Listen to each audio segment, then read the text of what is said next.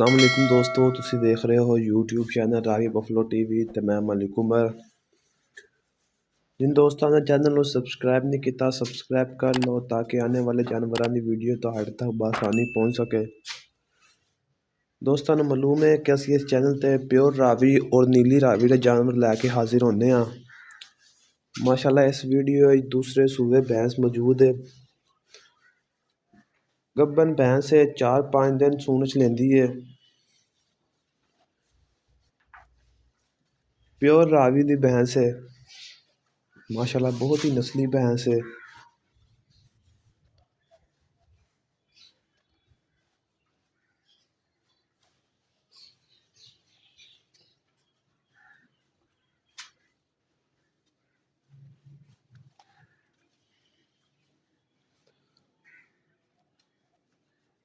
बहुत ही खूबसूरत थन लगा है, हवाना अगे पिछे।